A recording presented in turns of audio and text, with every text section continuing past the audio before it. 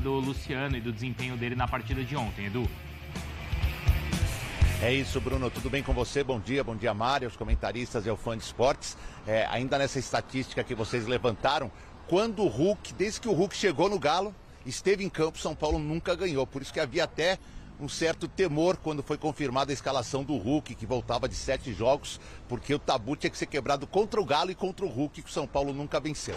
Bem, dito isso, ontem as críticas ao Maxi Cubeiras, que foi o auxiliar que esteve no banco, foram justamente sobre isso. São Paulo morreu com 4 trocas no banco. Ele fez uma troca no finalzinho do jogo, já quase 45 minutos. Colocou o Nestor no lugar do Wellington Rato, que era o jogador mais produtivo no ataque, o que tinha chutado mais, criado mais problemas à defesa do Galo, e não trocou outros jogadores. E o Luciano, realmente que foi anulado pelo Otávio ontem durante toda a partida, a questão foi essa. Muitos torcedores se manifestaram em rede social, até mesmo no estádio, nos questionaram por que o Luciano continuou até o fim do jogo. O técnico deu a explicação, disse que estava satisfeito com o time e agora a gente espera o jogo da volta. Daqui a um bom tempo, dia 12, até lá o São Paulo tem o Fluminense no final de semana e tem todo o período da data FIFA para poder se recuperar, ter de repente alguns reforços, né? O Alan Franco com certeza vai voltar de suspensão contra o Galo lá. Quem volta também é o Zubeldia, o banco de reservas. E até segunda-feira o São Paulo está tentando fechar alguma contratação, uma vez que o Mário Rui do Napoli, o São Paulo saiu do negócio porque não houve acordo da rescisão contratual do português com a equipe italiana. Hoje é folga da companhia aqui no CT da Barra Funda, mas 5 jogadores estão em Montevidéu, já chegaram, pegaram um voo das 7 da manhã. Caleri, Michel Araújo, Galopo, Rafinha e também o Wellington Rato. Eles vão representar o São Paulo ao lado do vice-presidente, o Arri Massis. Os 6 estarão presentes acompanhando o velório e o enterro de Esquerdo, jogador do Nacional de Montevidéu. A folga já seria de qualquer jeito, independentemente deste fato. Mas com este fato, esses jogadores ganharam condição de poder estar em Montevidéu e prestar esta última homenagem. São Paulo e Fluminense, final de semana, com todo mundo à disposição, exceção aqueles que estão machucados com mais gravidade, como Pablo Maia, como Alisson e como Ferreirinha. Bruno. Valeu, Edu. No domingo, então, esse duelo de tricolores válido pelo Campeonato Brasileiro. Argentino só aos 79. Curioso é que desses 4 jogos, onde São Paulo mais demorou para substituir, nos 3 primeiros o Zubeldia não estava no banco, Breiler. Deveria ter feito alguma substituição ontem ou não? A justificativa foi: o time estava bem. E o bem é questionável também, porque já no primeiro tempo, o São Paulo enfrentava dificuldade para chegar na área do Atlético. E essa é uma grande virtude do time do Zubeldia. O time do Zubeldia tem repertório para isso, para produzir, para acionar os laterais, para abrir os lados do campo. Isso não estava acontecendo, porque o Galo estava muito bem postado. O Luciano abaixo, Luciano não conseguiu produzir, ser o armador que de fato tem sido desde que o Zubeldia chegou ao comando. A substituição do Nestor é muito tardia, de fato, entrou ali praticamente para jogar os acréscimos, muito pouco tempo no lugar do Wellington Rato. Então dava para ter feito mais. E até pensando em desgaste físico... Mas tinha quem colocar? Tinha gente no banco? O Michel Araújo é um jogador que é bastante acionado. O Eric, um jogador que foi muito bem contra o Vitória. Então havia ali possibilidades. O André, nas partidas que fez, ele foi bem, não foi?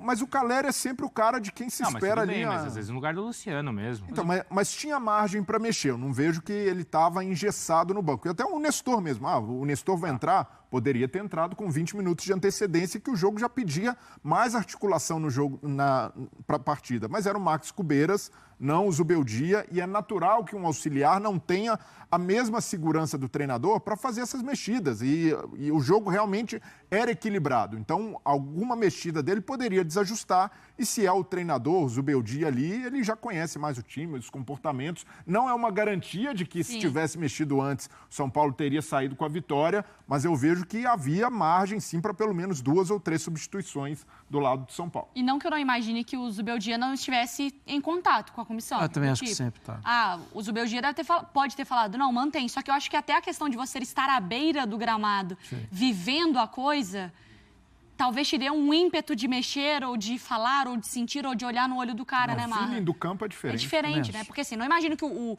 auxiliar estava definindo tudo, todas as estratégias. Se a gente fala aqui de como o Hulk mantém os companheiros ligados, imagina um técnico. Ainda mais o Zubeldia, Ainda que mais o é, Zubeldia. né, ali na beira do campo. Sim. Então a gente chega à conclusão de que tem prejudicado o São Paulo as substituições, Eu acho que as ausências dele. as ausências e Sim. as suspensões. Sim, ele é um técnico muito bom no dia a dia, né? No treinamento a gente percebe, mas ele é muito bom também na beira do campo, né?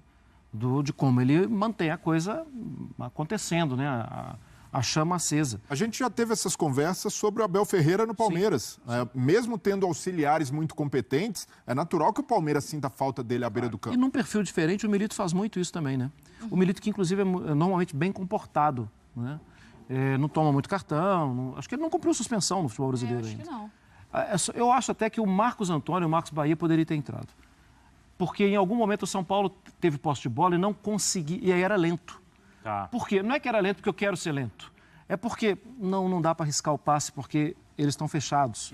E eu acho que o Marcos ele tem uma capacidade de rapidez e de condução de bola que o Sabino fez, que o Wellington Rato fez, opa, quebrou a defesa, agora vamos.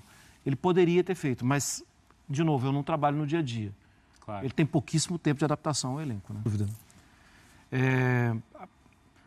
Primeiro tem uma coisa que eu acho que a gente precisa sempre lembrar, e quem é fã de esporte assíduo aqui do Sport Center deve achar chato que eu repita isso, eu vou repetir de novo. O futebol precisa respeitar, a gente precisa analisar qual é a característica daquela competição que é o jogo. Porque um campeonato de pontos corridos em 38 rodadas, o seu olhar para uma partida é diferente do seu olhar para um jogo de mata-mata. Se não for, precisa ser. Porque a característica da competição é outra. Ninguém vai chegar atacando desesperadamente. Não deveria ser assim, né?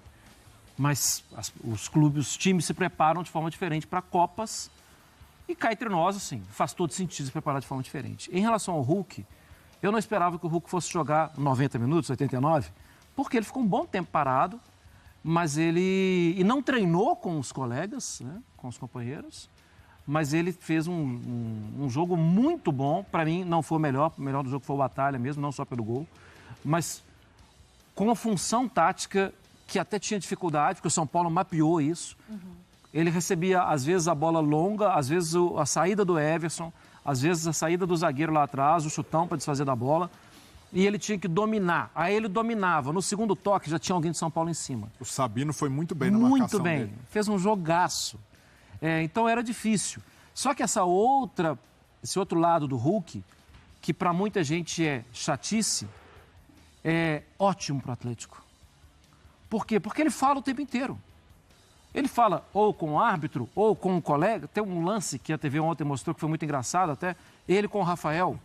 Ele fala o tempo inteiro. E se ele fala o Rafael tempo... parece que não gostou muito da provocação. Até deu uma risadinha ali e tal. Gente, os jogadores são amigos, jogaram juntos há um tempão, né? Assim, não vou criar polêmica em cima disso.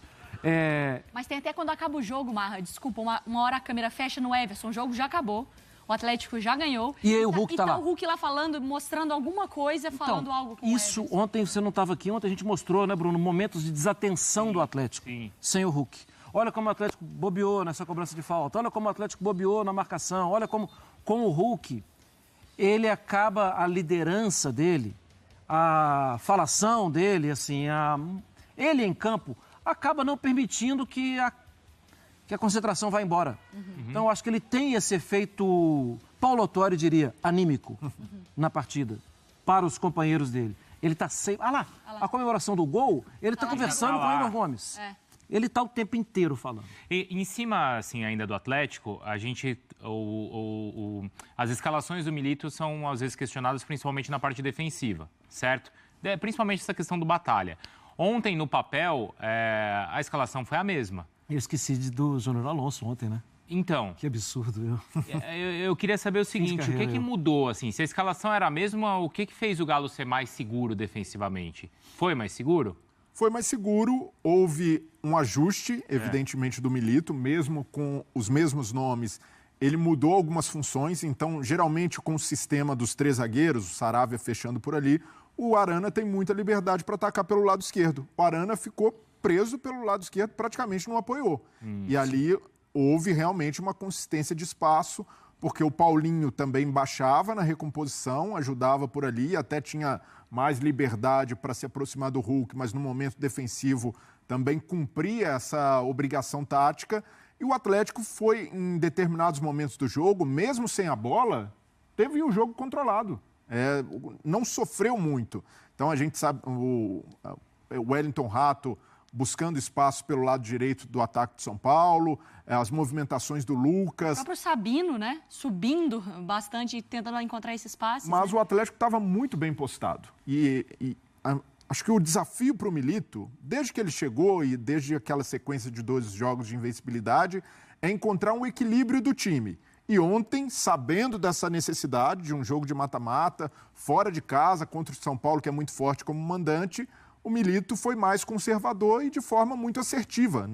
Ele não abriu mão da filosofia dele. O Atlético daqui para frente não vai jogar só dessa forma. Mas o jogo de ontem pedia mais equilíbrio defensivo, mais concentração, e a gente viu o Atlético nesse aspecto, pelo menos no momento defensivo, praticamente impecável. Foi um sistema que funcionou muito bem, com alguns ajustes, principalmente o Arana deixando de ser, às vezes, um meio atacante e passando a atuar, de fato, como um defensor pelo lado esquerdo. O jogo, ele tem muito essa característica, e aí ontem a coletiva do Milito foi muito legal. As coletivas do Milito, elas são muito boas. Quando você coloca ali porque ele vai te explicando o jogo. A gente até recortou esse trecho ali da abertura, que era ele falando sobre se ganha, vai reclamar, se empata ou perde, mesmo quando a gente cria muitas oportunidades, vão reclamar hoje, vão reclamar mesmo saindo com o resultado. E o jogo de ontem, Marra, ele me parecia aquela característica, era assim: se o São Paulo tivesse vencido por 1-0, não era injusto. O gol do Lucas, se sai o gol do Lucas ali de cabeça. 1-0 para o São Paulo. O São Paulo teve posse de bola, o São Paulo tentou e conseguiu fazer, né, poderia ter feito esse gol. E aí do Atlético a crítica seria: o time foi covarde, o time não teve a bola em nenhuma hora, só se preocupou em defender, foi para não perder, a conversa ia ser virada para cá. Como o Atlético ele consegue fazer o gol e a estratégia e sai vitorioso, o Atlético foi copeiro, Sim. O Atlético soube sofrer. E a análise do Milito, ela não pode ir por isso, né? Não. Se tivesse perdido por 1-0 ou como ganhou de 1-0, ele tá avaliando ali o que o time mas isso aí vai valer pro jogo do Flamengo e do Bahia. Se não sai o gol do Bruno Henrique, a torcida do Flamengo tá falando que o Tite pro futebol como um todo, né? Pro futebol como um todo. Exato. E ele fala assim, que na entrevista ele fala: eu preciso preparar isso antes, né? Preciso me preparar para situações antes. Eu sei como os adversários vão jogar. Não o jornalista. Os técnicos sabem muito mais que a gente. Preparam-se muito mais, tem comissões técnicas muito maiores. Então, ele sabe, ele mapeava como ia jogar o São Paulo. Claro que o São Paulo poderia apresentar surpresas, mas ele ontem foi uma linha de 4. Assim, ele falou mesmo na entrevista, foi um 4-3-3. Ontem o Arana subiu muito pouco. Com a proteção por dentro, muito bem feita, né? Com o Otávio, com o Alan Franco, muito bem. O Batalha dando uns passinhos, protegendo. O time foi muito bem, entendendo qual era do jogo. Porque não era para jogar exposto. Se jogasse exposto, ia perder o jogo.